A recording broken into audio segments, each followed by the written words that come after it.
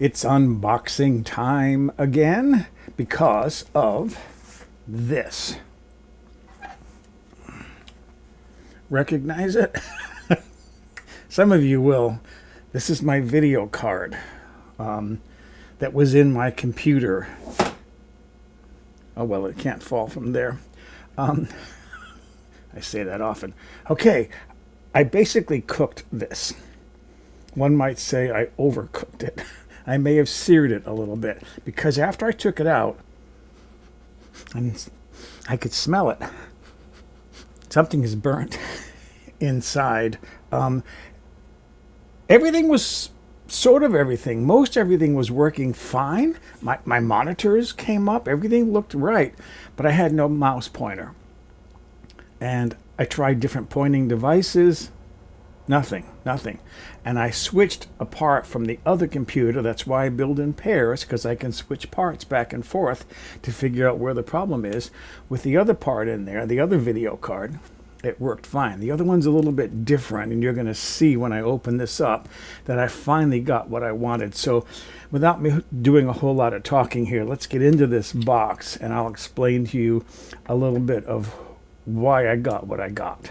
Hopefully this will be okay, because it is fragile. I'm looking at this end, and it looks like maybe they didn't just tape it very well. I don't know. What's this? That's my packing list. EVGA GeForce GTX Titan X. This was a Titan Z. And this, by the way, was a really high-end card, this Titan Z. It was more expensive. This was $1,500. But they didn't have any hybrids. They only had one hybrid in stock, and that's what I ordered. So instead, for the other computer, I got this one to have something to use in the second computer. But I read something online that said this was basically a house heater. They run very hot, and it did. Like I said, it baked itself. And this has tape on it that looks like it might have been opened and then resealed, or maybe just not properly taped. Don't know. Okay, finally, let's take this open. GeForce Hybrid. It's a hybrid. What's a hybrid? It's not like the car. It's a hybrid.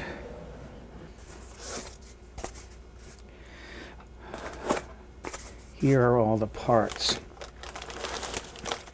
You'll notice it's got hoses on it. I'll have to move it over to the table because black against black doesn't work very well. It's got these hoses on it, right? You see the hoses. This here, attached to this fan, is a radiator. This goes into the back of the computer. The fan, if it's set the right way, nope, it has to be reversed because it's meant to pull air out. The way these things work, you have to pull air in through the fan from the outside because the air outside the computer is cooler than the air inside the computer. And I can tell by the little arrow there that the fan is on the wrong way. I'm going to have to change that. You have to observe proper precaution when working with electronics because of static. And I'll be careful what I touch. You don't want to touch the circuitry.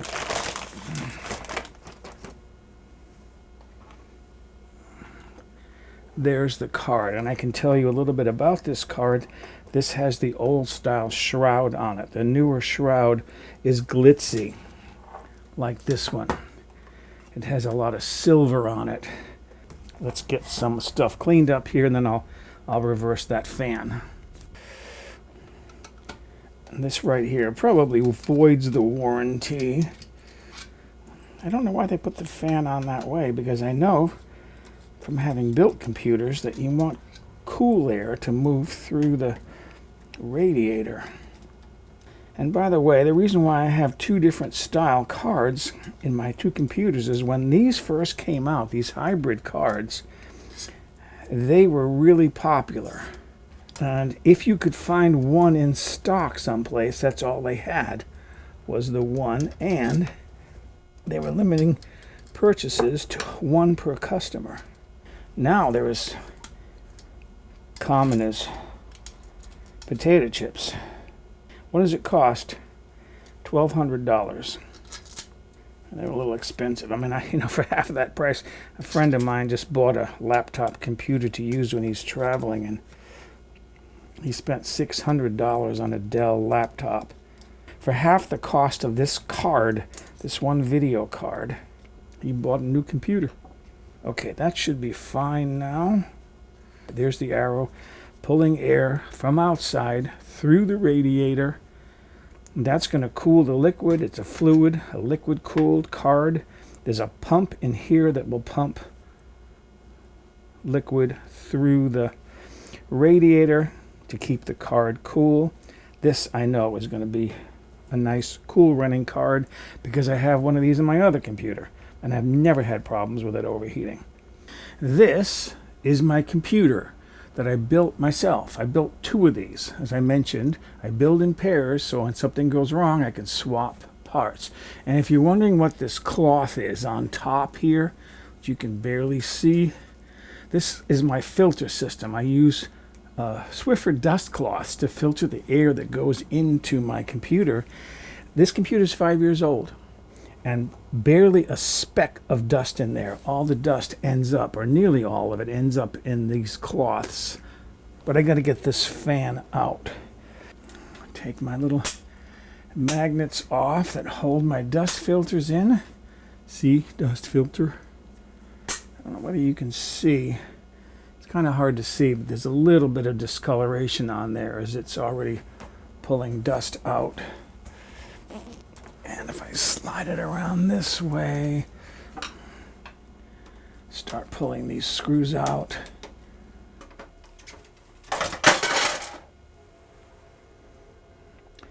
And that's the fan out. That whistle has nothing to do with the fan.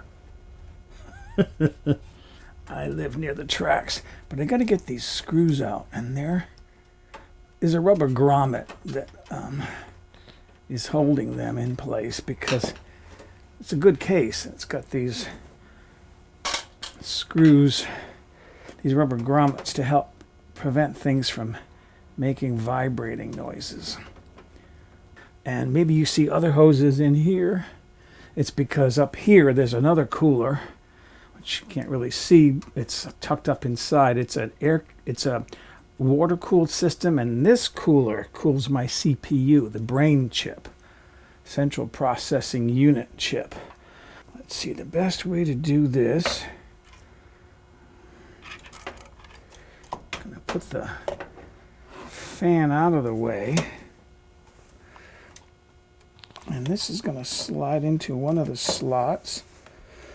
Push it down, and then there's a little latch toward one end to latch it in place. And then I just saw the latch come up, and there it is. That's in place. And then two screws. Okay. Tighten these down a little bit. Just enough so that they don't vibrate loose, although this case vibrates very little because it doesn't have all the fans in it that my old style computers would have. And let's see, the radiator, that fits really nicely right there. I don't have to worry about those hoses. They'll be okay. They don't get in the way of anything. I feel a little cheated because inside the box, one of the bags obviously had been opened and there were no screws. So somebody owned that card before I did. This card. Hopefully it'll work. I have no idea. But anyways, I ordered two. There's a second one that's coming. I'm going to have to write a bad review in the meantime about the shipment of this card. Second one is the same card but with a different shroud on it. It looks a little bit different. It has the more modern look to it. But I ordered it because when I switched the other card, the working card, in my working computer back and forth, it started making a funny noise when I put it back in the computer that it originally came out of, and I assumed it was because the pump was starting to fail, but it has since stopped making that noise. However, I don't have the screws that originally came to mount this cooler, but thankfully, if you build enough computers, you end up with a whole bunch of spare parts, which is what this is. This is my computer building box. So that's got screws in it.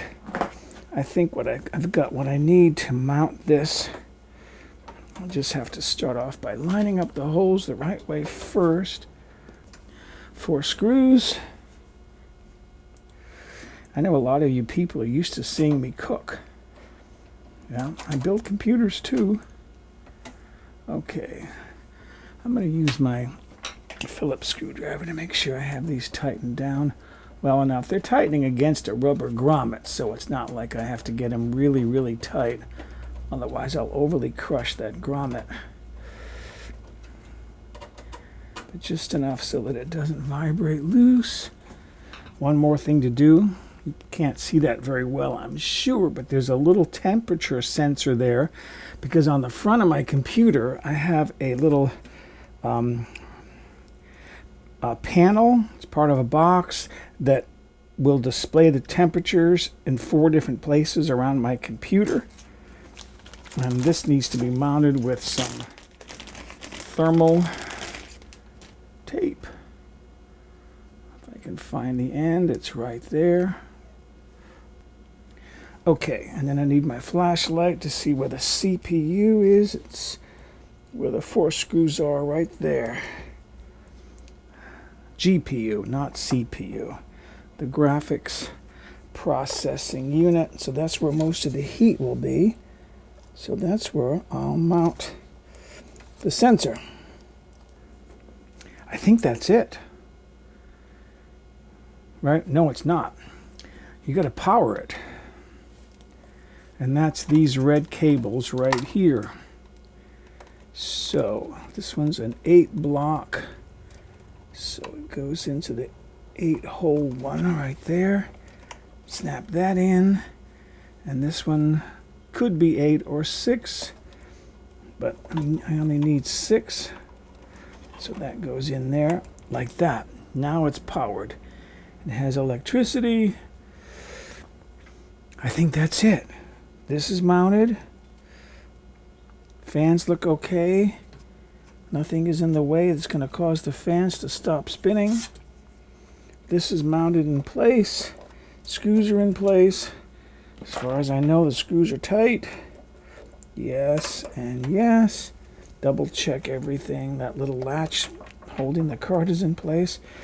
That's it. I'm ready to put this back in my home office and then hook up all the wires that go in the back, the power supply and the audio card, audio plugs and so forth. So there it is. My computer over there to the right, my 2 monitors up and running. The pointer is working. I've got to run through some software to make sure all the software is working, but I can't imagine why it wouldn't. The computer hard disks, everything there is fine. It's just the video card. And I have video with pointer. So there you have it. I repaired my computer. It's up and running. I haven't been through my programs, as I said earlier, but I can't see why anything wouldn't work. The pointer works, and that was the most important thing because that's what didn't work with that former video card. And it's liquid cooled, so I don't have to worry about this card cooking itself. Thanks for watching.